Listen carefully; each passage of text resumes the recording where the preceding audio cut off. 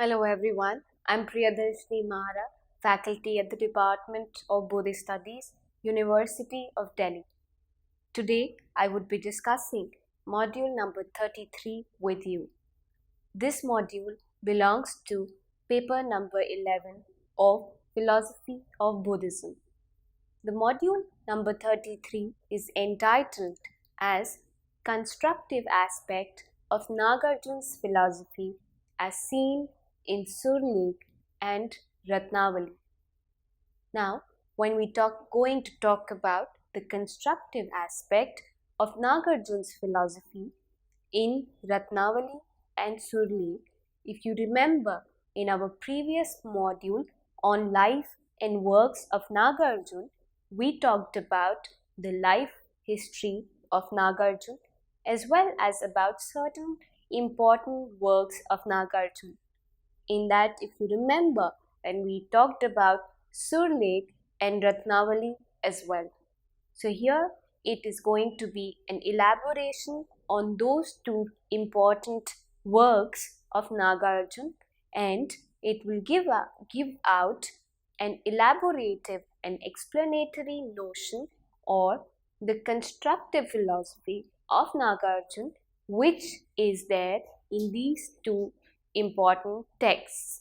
So, when we look at these two works, we would be talking about the important constructive philosophy of Nagarjuna, which is there in these two texts. Before we get into the works of Nagarjuna, I would be briefing you with a little details of who Nagarjuna was and what are his other works. One of the most influential Buddhist philosopher was Nagarjuna. Nagarjuna propounded the Madhyamik school of Buddhist thought. The literal meaning of the term Madhyamik is middle way.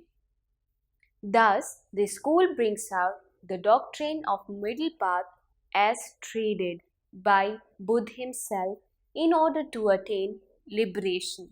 When we look at the Madhyamik school, we see that it is an elaborative form of the philosophy of middle way that was presented by Sakyamuni Buddha himself. So this is what we understand when we talk about Madhyamik school. Without going into the details of historical aspect of Madhyamik school, because that we've already done in our previous module, I would be talking about the works of Nagarjuna. Nagarjuna developed and perfected the Madhyamik thought, as we know. A lot of literature could have been ascribed to Madhyamik philosophy, but unfortunately, most of the works of Mahayana Buddhism was completely lost from India.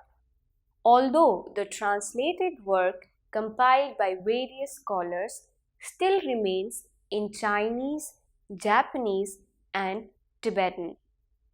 The Mahayanic work is mostly in Sanskrit. We have Prajnaparamita, Sadharma Pundrik, and Kashyap Pariyat are the most important Mahayana sutras.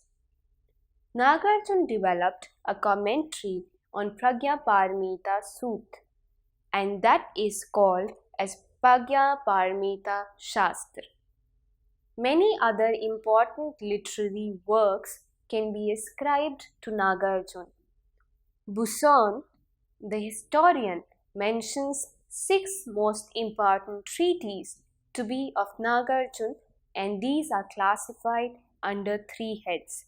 So as you remember, then we've already talked about these 6 important treatises according to Buson, and these treatises are classified under 3 important heads. One is the argumentative works of Nagarjuna. When we say or talk about the argumentative works of Nagarjuna, we see that the most important work of Nagarjuna is Mool Madhyamik Karika. It is known as Fundamental Wisdom of the Middle Way. Mool Madhyamik Karika is most revered of all the works of Nagarjuna. It consists of 450 stanzas constituted under 27 chapters. Considering the length and depth of this book and its philosophical essence, it presents the entire doctrinal wisdom of Nagarjuna, and it is held to be one of the most important works of Nagarjuna. Then we have Sunita Shakti. Sunita Shakti is known as 70 stanzas on emptiness. It is a short treatise or can also be called a textual work which is devoted to an exposition of emptiness. It moves along by refuting reality of factors. So when we talk about the reality of factors, according to Sunita Shakti, everything is empty. Then comes Yukti Shashtika. Yukti Shashtika is the 60 stanzas on reasoning. It is a treatise that discusses the teachings of Sakyamuni Buddha on the meaning of words when he talked about emptiness, which is the disclosure of phenomenal existence, and it points out to dependent arising and illusion of customary reality. Then after that we have Raheja Bertini. Raheja Bertini means the dispeller of disputes. This work of Raheja Bertini is an auto-commentary in prose with a total of 70 verses. Here in this text, Nagarjuna sets out to respond to certain specific objections that are raised against his system. Then we have Vidya-mitra. Vidya-mitra means treatise on pulverization. This work is solely against the non-Buddhist logicians. And who are those non-Buddhist logicians? The Nayayik. It consists of 74 brief sutra, the 16 topics or categories, and these are Tark, example, tenets, doubt, purpose, object of knowledge, fallacies of reason, discussion, conclusion, etc. And these have been held to be the objects of denial. Then we have Ratnavali or the Precious Garland. See, I'm going to talk about Ratnavali or Sullekh here. Right now, I'm just giving you a brief idea of all the works of Nagarjuna because we've already talked about all these works in our previous module. And once I am done talking to you in brief about these works, we will get into the detail of constructive philosophical aspect of Ratnavali and Sullekh. So, Ratnavali is the Precious Garland. Ratnavali is a long text containing a comprehensive discussion of certain ethical questions. So now Ratnavali comes under argumentative work, but it can also be placed in the latter part. We see after argumentative work, when we talked about the three heads, we have the hymns and they are known as Chatushtava. So when we talk about Chatushtava, it is a collection of hymns which presents special work of philosophical doctrines of Nagarjuna and his Medomak School. The second after argumentative work is hymns, and the third work is called the epistolary work, which means Sullekh or a friendly letter. Nagarjuna's Sullekh in the form of a friendly letter, which was believed to have been written by him to his friend, the king of Andhra. Gautami Putra was the king whom Nagarjuna had written this letter, and even Ratnavali, which we talked about in argumentative work, is said to be addressed to this particular king, and it is also a form of letter. Nagarjuna wrote both letters to the same person, although Surlek is certainly prior to the other, which is Ratnavali. So we see when we place these two letters, we see that Surlek is certainly prior to Ratnavali. Both letters, for they are letters, nonetheless contain much instructions on the basics of Buddhism and good advice about how to conduct one's individual and social life. When we look at these letters, these are not just letters or any random letters for that matter. They were written to Nagarjuna's friend. It is believed that king of Andhra, whom we call Gautami Putra, was also a friend of Nagarjuna. So when Nagarjuna writes them these two letters, or writes to him these two letters, he gives him an advice as to how to run his nation, as well as to the people as to how to conduct themselves. More astoundingly, still they contain much good advice about organizing the affairs of a nation. So when we talk about the advice on conduct and ethical values, we see that they were presented for the people. And when we come to organizing the affairs of nation, we see that he has given a good, very good understanding of the way in which the organizing of nations should happen to his friend Gautami Putra. The latter is to be found in Ratnavali, and which comes after Surlek. So in one letter we have the conduct issues on ethical conduct and how to be oneself in a good wholesome way, and the second letter, which is Ratnavali, is more of an instruction regarding the matters of nation. It also contains some instruction regarding the ultimate truth of emptiness, which the Surlek only mentions once. So when we look at Ratnavali, we see that it has the mention, or it has instructions regarding the ultimate truth of emptiness. However, in Surlek we find it only once. So when we talk about Nagarjuna and Madhyamik philosophy, we see that the essential philosophical aspect of Nagarjuna's teachings is Shunyata. It all lies in Shunyata. When we talk about Shunyata, as we've already spoken a lot of times, Shunyata does not mean zero. It means the emptiness of essence, which points out to the conditioned existence of beings, to the impermanent existence of human beings or the beings in the phenomenal existence. So, Shunyata, as it is important and very essential to Madhyamik philosophy, we see it to be present in all the works of Nagarjuna. However, in Ratnavali, it is regarded as the way to attain enlightenment. Ratnavali is a long text containing a comprehensive discussion of certain ethical questions. Nagarjuna is seen to give advice on virtuous way of conducting life.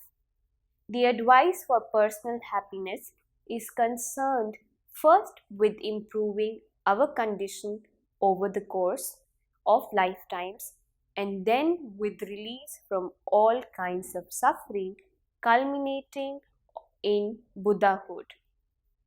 When we talk about the constructive aspect of Ratnavali and Surlek, we see that this constructive aspect falls into construction in a way that it defines all the philosophical as well as virtuous and ethical aspects of Madhyamik thought or of what Buddha had to say. Nagarjuna describes the cause and effect sequences for the development of happiness within ordinary life. as well as the practices that lead us to the enlightenment, the practices for developing wisdom or the realization of emptiness for that matter, and compassion.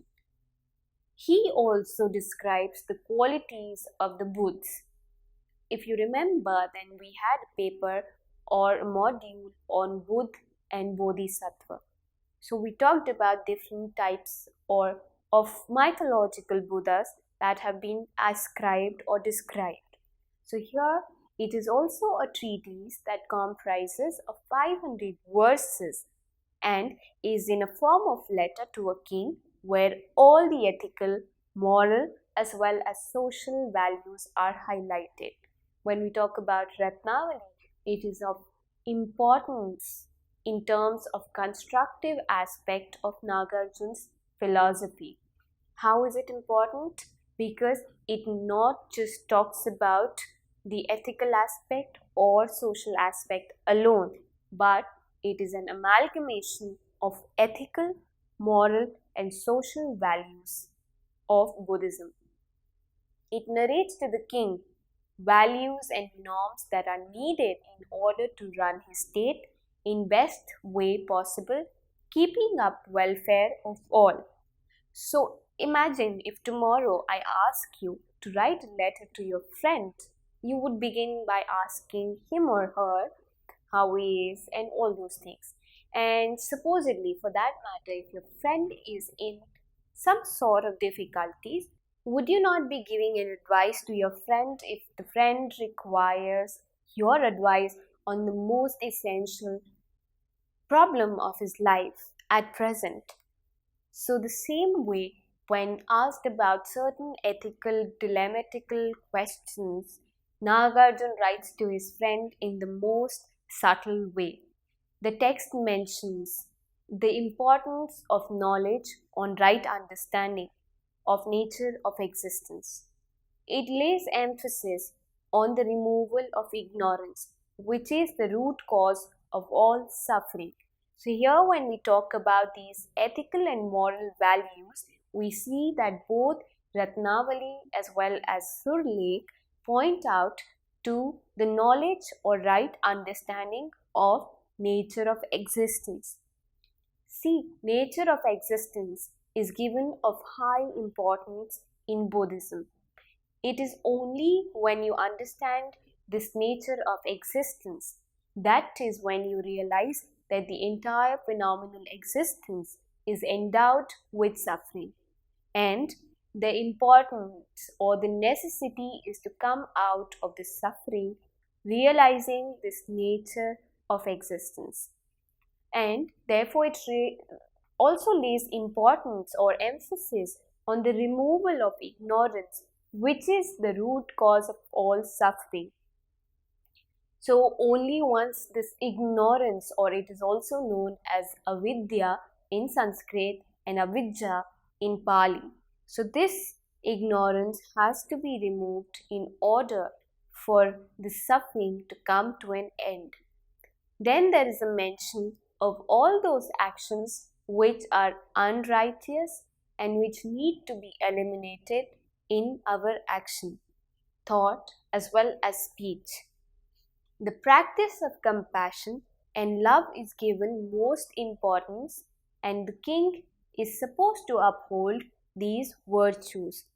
So it beautifully gives the king an order to perform or keep up the welfare and to keep up his virtues, and hence be compassionate to his subjects as well as think about the welfare of every being in his kingdom. There are special duties that are mentioned for those holding authoritative positions, and respect and love for every being is termed mandatory. So Nagarjuna, Surlekh and Ratnavali points out to certain duties that have to be conducted by those in authoritative positions. If you see, when a person is in an authoritative position, he generally tends to forget the welfare, or he generally tends to forget that compassionate nature. So Nagarjuna here appoints certain attitudes and practices particularly for these people who were on authoritative positions. And as for the normal people or the people around, he said that it is mandatory to have respect and love for each other. Now, both these letters contain ethical and moral notions, as we have talked about it earlier. They contain much instruction on basis of Buddhism and good advice about how to conduct one's individual and social life. When we come to the individual and social life, they point out to the virtuous way in which the individuals can be affected as well as their social lives can be affected. More astoundingly, still they contain much good advice about organizing the affairs of a nation. When we talk about the affairs of a nation, it holds of utmost importance to be fluent, to be efficient in determining the affairs and in determining the way to deal with these affairs of nation.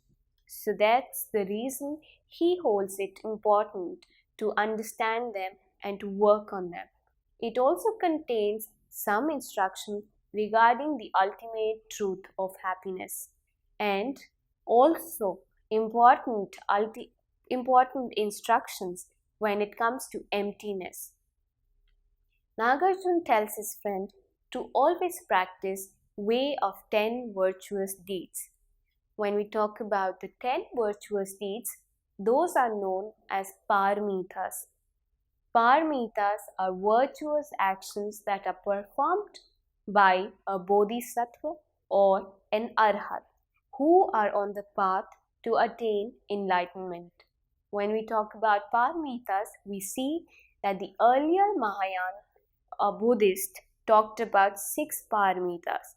Later on, the later Mahayanists added 4 more paramitas, and together it became 10 virtuous actions that are supposed to be followed on 10 grounds or bhumis known as Das Bhumi.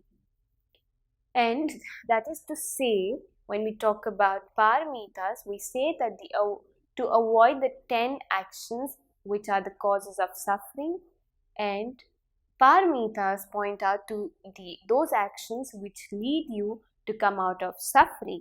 And on the other hand, if you avoid these actions, then they become the cause of suffering.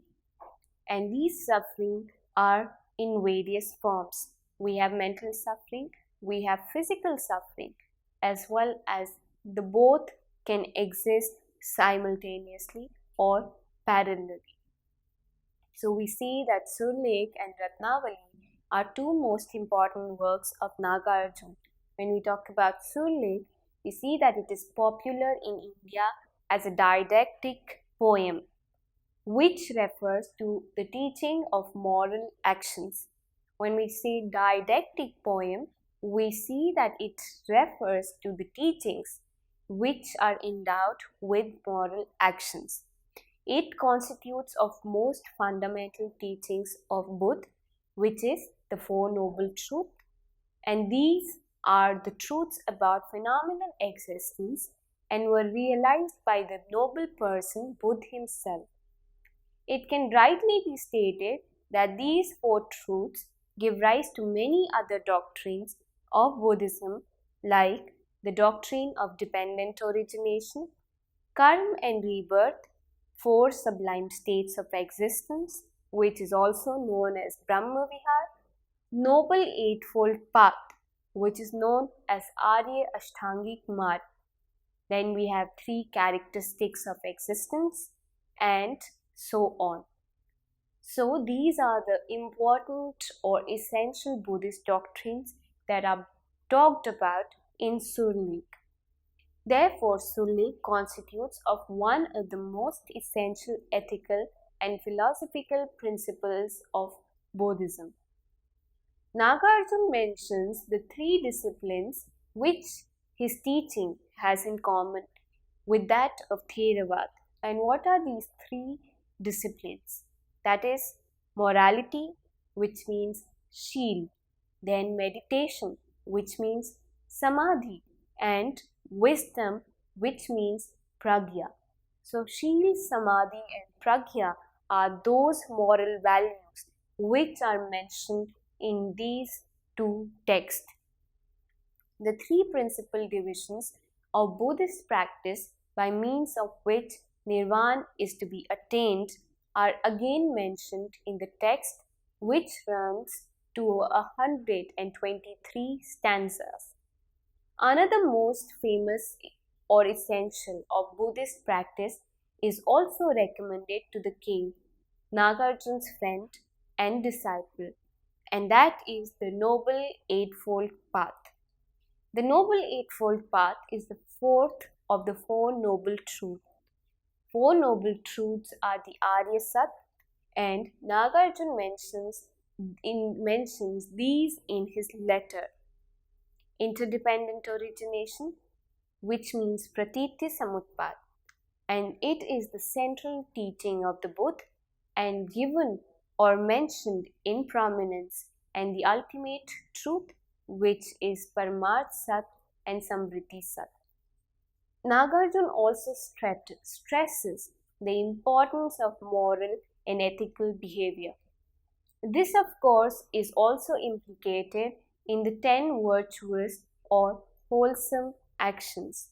When we talk about the importance of moral and ethical behavior, we see that it is implicated in those 10 virtuous actions, which are known as paramitas. Nagarjuna mentions morality, which is sheel, particularly in several places. Now, the reason could have been for his use of sheel or morality for so many times is that he wanted the king as well as his kingdom to lead an ethical life where morality would be placed at the heights and everyone would be under the regime of morality, a moral king as well as the moral people around him. He tells us that we should practice morality which is not flawed by faults. The importance of morality along with wisdom, which is pragya, is also emphasized over common qualities like high caste, attractive appearance, and ordinary learning in another stanza in Nagarjuna's letter. When we see morality, this sheel accompanied by wisdom is the most essential nature of the best personality. So, when we talk about pragya, wisdom, and morality, sheel, these two together formulate the wholesome action of a person, be it a king or be it a common person. These two are essential characteristics that needed to be developed by everyone. Again, Nagarjuna mentions the 7 noble treasures given by the Buddha to his only son Rahul. The story recounted about the bestowing of his teaching is indeed very interesting. It is said that Rahul was persuaded by his mother on the occasion of his father, the Buddha's return to Kapilavastu, to go and ask his father for his inheritance. Doubtless, there was a little rancor in this strata. The Buddha, however, characteristically changed the entire level of discussion. He pointed out to the perishable nature of world, wealth, and gave to his son instead another inheritance. And what were those other inheritance? The 7 noble treasures, that is faith, morality, giving, modesty, study, humility, and wisdom. So these were the 7 treasures which were given to Rahul by the Sakyamuni Buddha instead of the materialistic treasures. And these are the treasures which remain with the person no matter where he is, no matter in what condition he is. And the materialistic treasures come to an end maybe sooner or later. And this is what Nagarjuna wanted to tell the people as well as the king, that these 7 noble treasures are what need to be inculcated in them, which is faith, morality, giving, modesty, study, humility, and wisdom. Therefore, it is clear that Nagarjuna, notwithstanding his profound knowledge of emptiness, did not hesitate to emphasize the importance of morality in his letters to his friend. We see that the constructive aspect of Nagarjuna's philosophy is based on a highly ethical and social ideas of living. So it was more of a way of living in the best way possible rather than any subjective philosophical aspect. So it pointed out to a virtuous way of living, also for the king as well as for the kingdom.